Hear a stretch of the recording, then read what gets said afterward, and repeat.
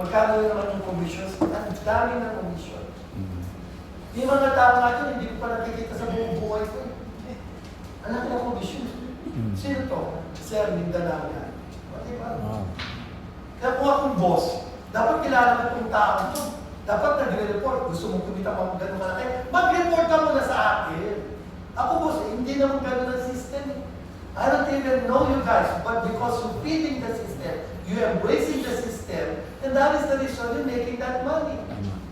Hindi ko naman kayo pinaka-clock out dito para kumita yun. Because you did it, kaya that's why you have that commissions. Napakasimple. Ano ba yung ginagawa natin? We just share. Imagine mo yung product. Ikukwento ko sa kanya, friend, meron akong product na nakita. Try mo po. Di ba? Kung natukwento lang naman kayo, walang basta-basta pagkukwento.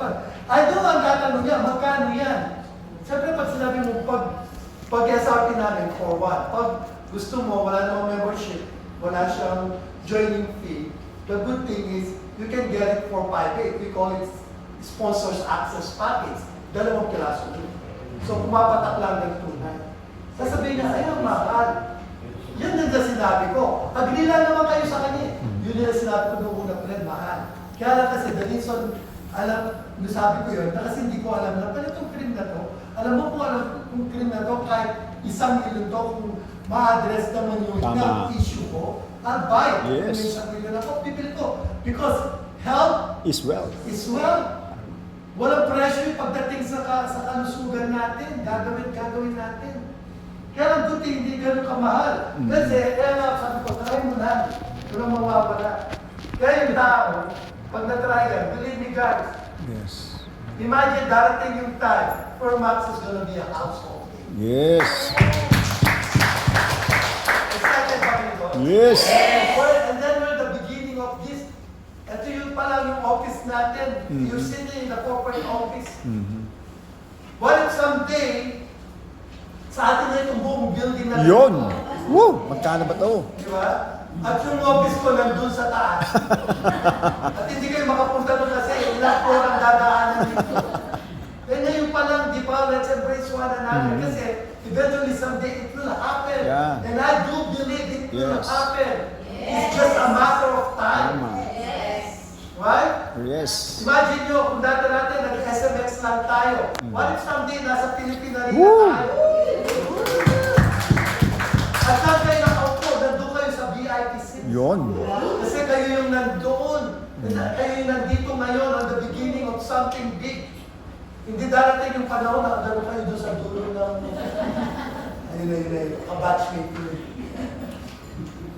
Kaya ako sabi ko, you can start with doing the business. If you don't want it, I'll find somebody else. Sa dami ng tao. Sa dami ng Pilipino. We're 115 million Filipinos. Baka 1 million lang ako, okay na ako. 1% ng 100 million is 1 million. Okay na tayo. Yes. Meron tayo 1 million base customer. Magkano binibigay ng system every month? 130 130. per order? Yes. That's 130 million. Pwede na. O ngayon tanong ko, kayo, sumabay kayo sa akin. Meron tayong 130 million ngayon. Magkano gusto nyo kunin sa 130 million? Okay na ba yung 1 million? Yes. Wala pa tayong 100 dito. So pwede kayong nag-1 million. Kaya lang meron talagang mas baliw na nag-build from day 1. Sabi niya, saranan ha, sandali akin itong 50 million. Oo. Kasi kanya-kanyang piece of the pie, how we able to build and embrace in the beginning. Kaya kung titignan natin, nung time we started, alam mo yung pag iniisip mo yun, it's too good to be true. Tama? Tama. Yes. But you know, it becomes a reality for us. Yung dream namin na magbakasyon in every countries, hindi naman namin lubos maisip eh. Kaya lang, nung time na yun na it becomes a reality, lagi ko sinasabi, thank you very much for coming and we'll see you in the beaches of the world. Yun ang laging end up statement ko pagtapos ako mag-presentation. One day, one of my leader came to me. Sabi niya sa akin, Alan, grabe yung power of words nun. Pag every time na end of the presentation, lagi kong narinig sa'yo, thank you very much for coming and we'll see you in the beaches of the world.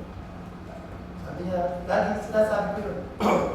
Alam mo, that time, sabi niya sa akin, thank you. Kasi bakit that time kasama ko siya sa Europe, sa Wow. Mykonos, Greece. Mm. Nandun kami sa beach. Wow. Ikaw ang gratitude for them. Mhm. Kasi sabi ko nga, wala namang, hindi naman siya wishful thinking. Yes. Hindi naman siya, I wish. Mhm. Pagka-abroad ako, I wish yayaman ako. I wish, hindi naman ganun yung sinishare ko. Mhm. It's a system of opportunity can change our lives. All we have to do is just embrace it and let's do it. Hindi ko naman sinabi, oh, let's cross our fingers, everybody, para yumaman tayo. Hindi. Alam ko paano tayo yayaman. Hindi naman siya yung, sana Lord.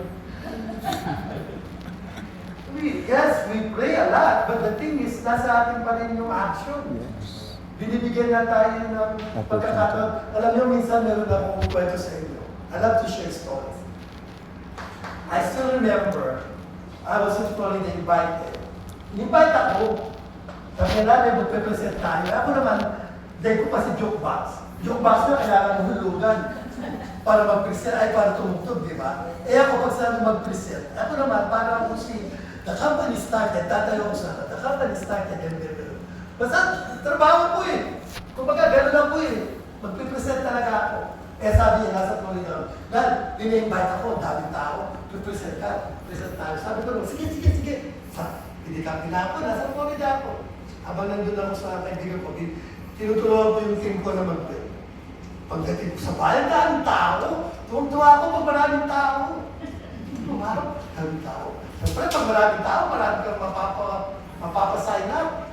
Tapos sabi nung iba, pinakilala ko, si Surana, taga-California, siya sinasabi ko sa inyo, itong kumpanya na to, tapos ito yung product nila. Sabi naman na, ay, wow, thank you for coming.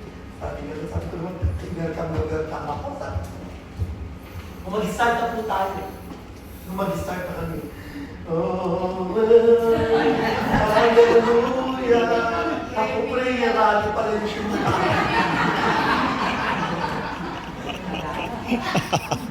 Ano ba? Ito ka na ako mag-represent. Yung prayer rally pala, kaya nga pala may pastor. Ayun, sa oras kami. Amen. Alam mo yung, siyempre, na-invite ka lang, nandun ka na, so be it.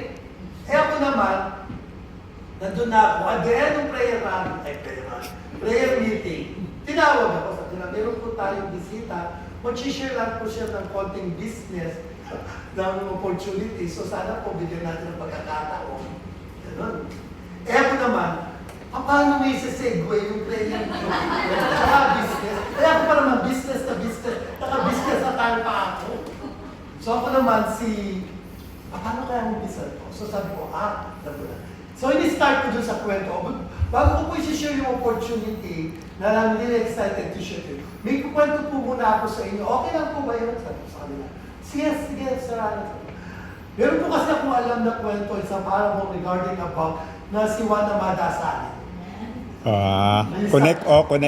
Sabi niya, okay. Kasi po natatandaan po, narinig ko lang po itong kwento na to, so na si Juana Madasali, na everyday pray, everyday attend the church, everyday bago matulog, nagdadasal, bago kumain, nagdadasal, lahat ino-offer kay God. And I really admire about his dedication dito sa pagiging religyoso niya.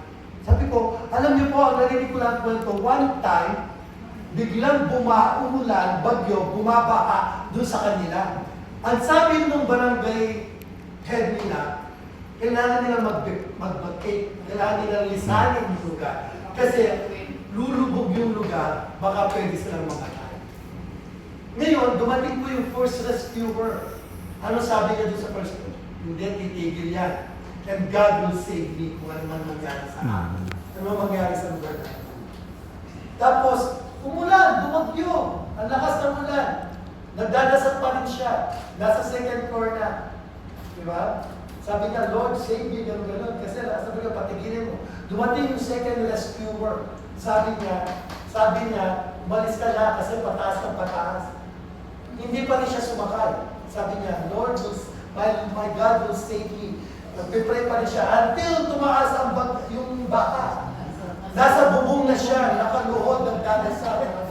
Dumating yung rescuer. Sabi niya, sakay na. Grabe na yung ulan. Sabi niya, hindi. God will save me. Ganun. Until, grabe na yung baha. In short, ano nangyari? Nalunod. Nalunod na mata.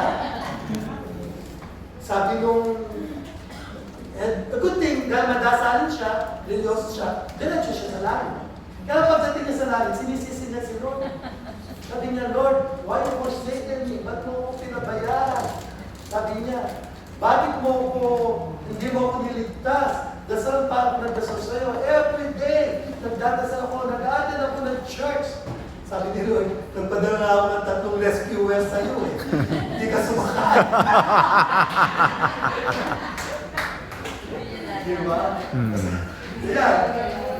Kaya ako, pag tinikwento ko gano'n, tatanda-tanda ka, doon ko ni-start ka ng kwento. Kwento ano lang. And then, doon ko sinigway yung business. And I think what I'm about to share to you is the one we've been praying always kay Lord. Baka ito pong opportunity na to ang hinihintay natin.